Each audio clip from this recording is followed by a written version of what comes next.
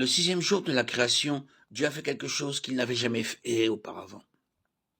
Lorsqu'il a créé le monde et tout ce qu'il contient, il a simplement parlé pour que tout existe. Genèse 1. Mais le sixième jour, il est descendu dans l'argile et a formé un homme. Il insuffla un souffle de vie dans ses narines, et l'homme devint un être vivant. Genèse 2:7. Le souffle de Dieu a créé une âme éternelle dans l'homme.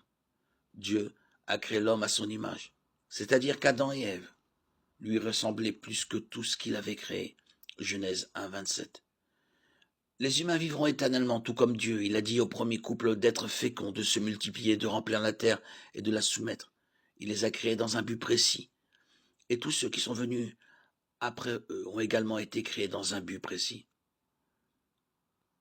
Tout au long de la Bible, on trouve des indices sur les raisons pour lesquelles Dieu nous a créés. Notre premier indice se trouve dans le jardin d'Éden. Genèse 2:15 dit que Dieu a pris l'homme qu'il avait créé et l'a mis dans le jardin pour qu'il l'entretienne. Dieu a créé un gardien pour sa terre. Il a donné à l'homme pouvoir et contrôle sur tout le reste et lui a confié une tâche à accomplir. Genèse 1:28. La première tâche de l'homme a été de nommer tous les animaux. Genèse 2:19-20. Dieu aurait pu nommer des animaux lui-même, mais il aimait travailler avec Adam comme un parent aimant aime regarder son enfant en bas âge apprendre de nouvelles choses.